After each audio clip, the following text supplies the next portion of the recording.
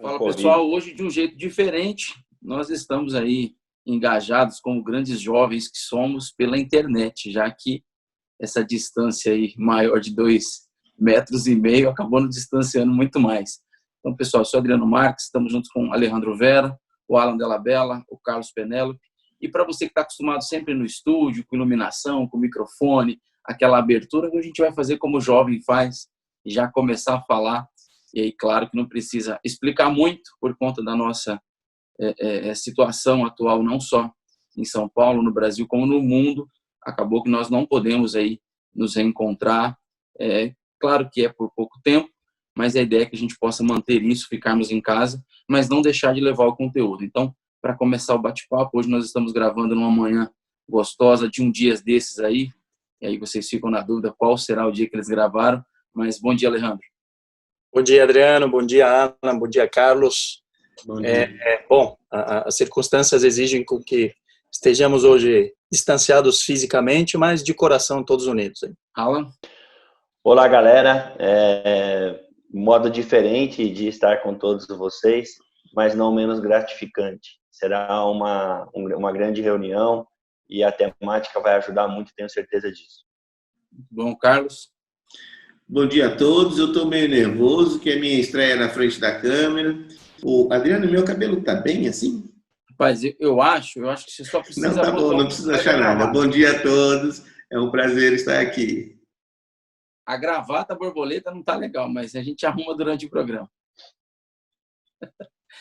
É interessante para quem vai nos acompanhar aí, acho que a ideia é sempre pedir para que vocês sigam o canal, para que vocês batam um papo com a gente, façam sua pergunta. Enfim, entra lá no YouTube, canal Ame Osasco, no Instagram Ame Osasco, siga a gente, faça sua pergunta, tira sua dúvida. E, claro, espero que a gente possa ir levar um pouco do que a gente pensou, do que a gente discutiu, do que a gente planejou, para que vocês possam acompanhar isso aí em casa.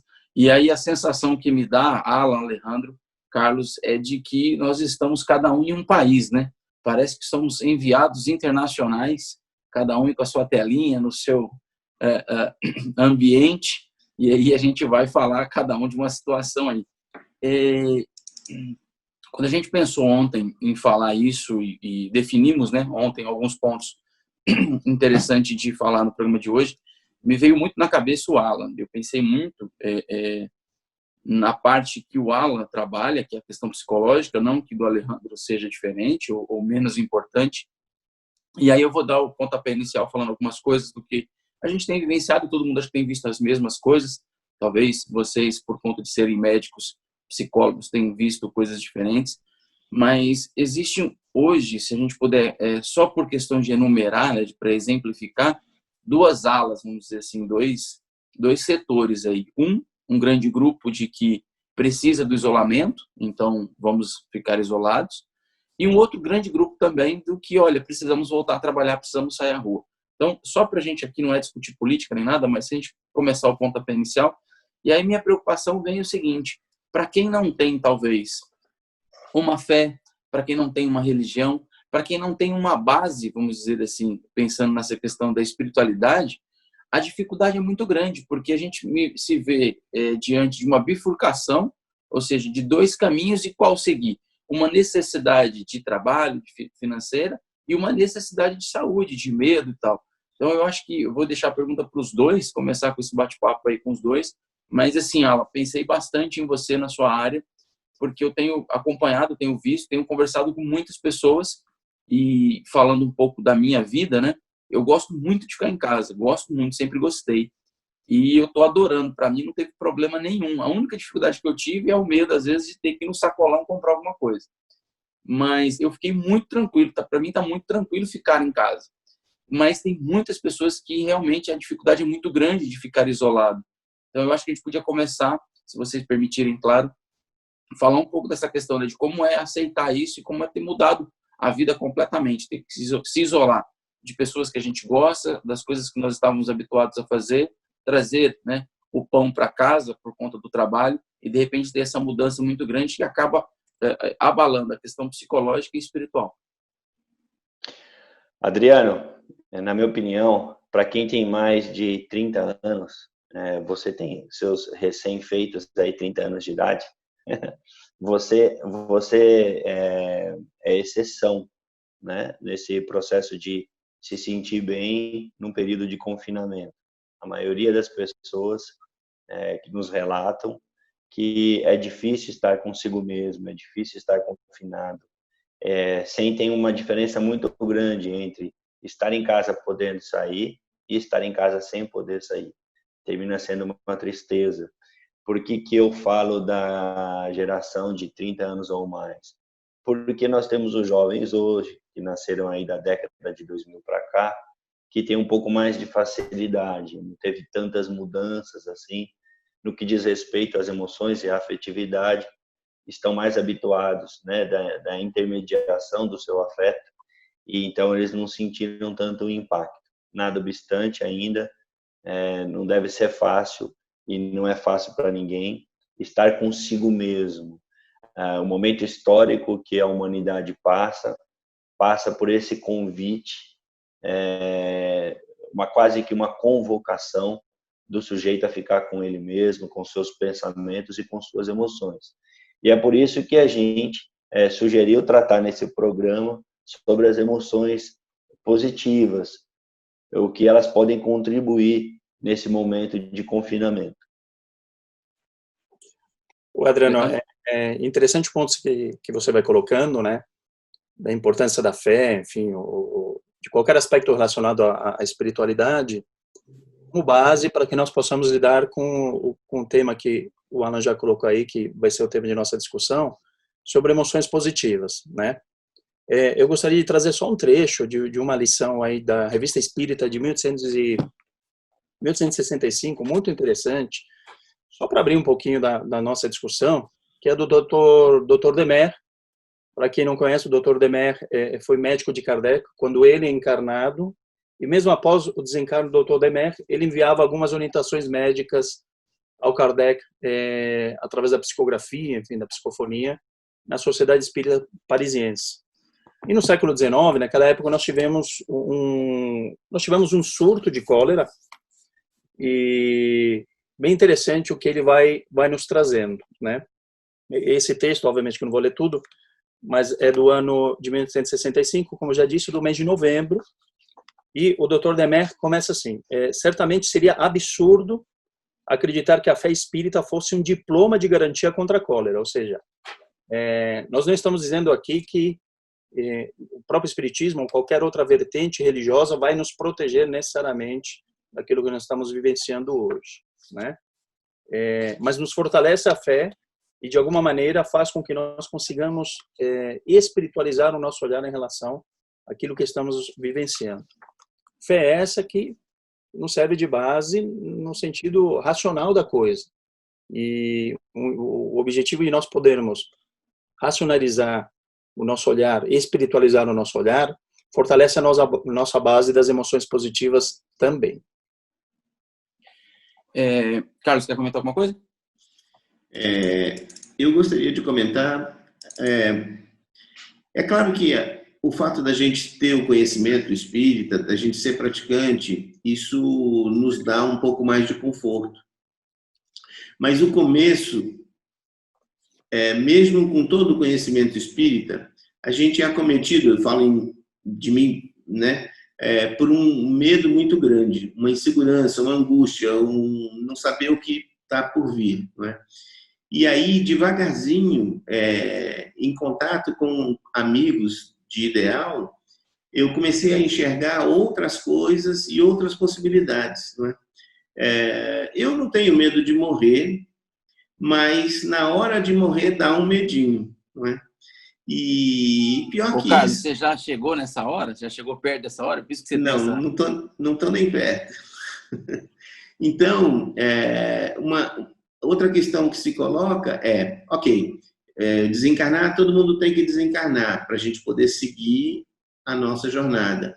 Mas todo mundo gostaria de ter uma vida longa, uma vida boa, mas todo mundo gostaria de evoluir. Então, para evoluir, tem que desencarnar. Então, é uma dicotomia muito grande. A gente fica entre um lado e o outro, o que fazer, né? E tem mais uma questão. Após o desencarne, segundo o nível de desenvolvimento espiritual de cada um de nós, onde a gente vai reencarnar? Será que eu tenho um nível de evolução para reencarnar num planeta de regeneração? Eu gostaria muito de reencarnar aqui. Esse planeta vai ser muito melhor. Mas será que eu consigo?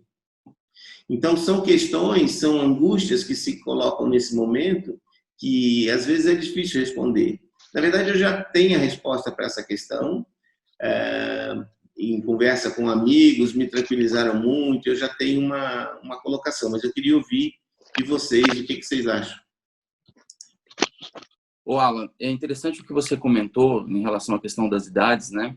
E a gente percebe hoje, em especial na juventude, abaixo aí dos 25, um não sentido da vida, né?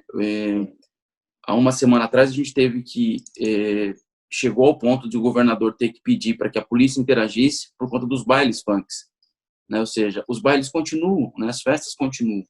E aí você pega, por exemplo, no Rio de Janeiro, o maior número de casos está entre 30 e 39 anos. E aí, conversando com alguns amigos de lá, apenas comentaram, ninguém aqui está julgando ninguém, mas de que essa é a idade do carnaval, né? É a idade do pessoal que fez muita festa, participou, e que é saudável. Ninguém aqui é contra nada.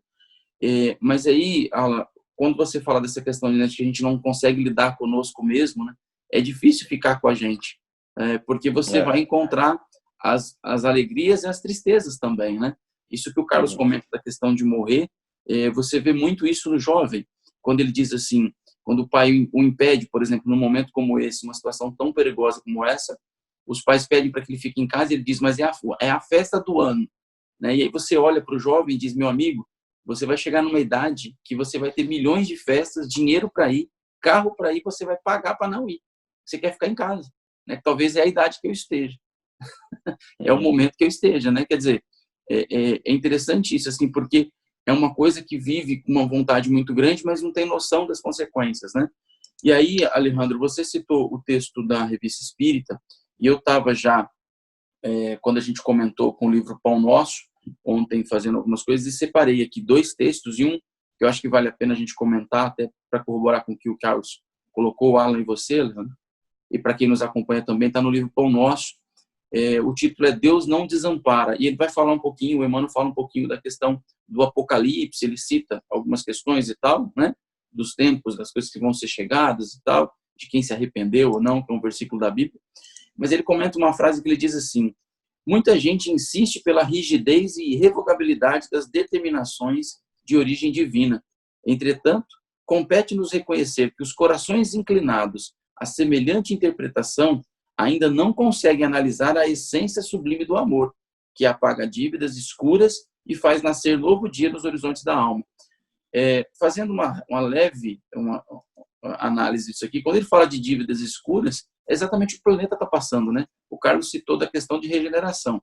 Se nós dividimos o planeta em alguns pontos, como os países, alguns países já vivem na regeneração, né? Assalto, ou seja, violência quase que zero, educação 100% de educação, alfabetização, quer dizer, todo mundo tem direito a tudo, não tem morador de rua, não tem ninguém sofrendo, as prisões sendo fechadas porque ninguém vai preso, quer dizer, você já tem países já vivendo essa questão, mas aí nós vamos lembrar do Evangelho, como o Alejandro colocou, da Revista Espírita, em que Kardec coloca que nós vamos evoluir juntos, né?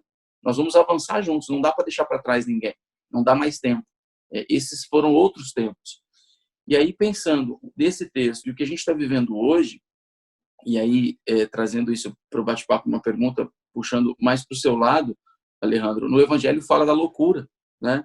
E as pessoas estão começando a viver isso, de que a gente tem algumas coisas que nos levam a refletir tanto para o lado bom quanto para o lado ruim. Ou seja, muitas pessoas estão caminhando para dificuldades que vão levar tempos para voltar, né? Para se recuperar. Vai demorar e a gente já vai percebendo alguns efeitos disso, né, Adriano?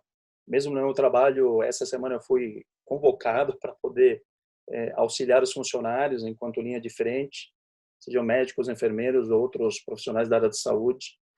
Estão num grau de estresse muito importante, desenvolvendo já alguns transtornos de ansiedade num tempo muito curto, revelando alguns sintomas depressivos, inclusive. Isso porque nós estamos muito no início dessa história toda. A gente sabe que lá para frente, isso em alguns grupos que eu participo, inclusive de psiquiatras, A gente sabe que lá na frente, talvez a linha de frente seja na área da saúde mental, porque ainda vamos recolher todos esses cacos, né? As grandes revoluções que vão ocorrendo, e eu creio que esse nosso momento é um momento revolucionário nesse sentido, e o Alan colocou essa situação da dificuldade que nós temos de estar com nós mesmos. Este momento exige esse contato, e ao mesmo tempo olhar para as sombras que nós vamos carregando já há muito tempo. São os atavismos que Joana de Ângeles vai colocando em uma das suas obras, inclusive uma obra que a gente estava estudando sobre vida, desafios e soluções.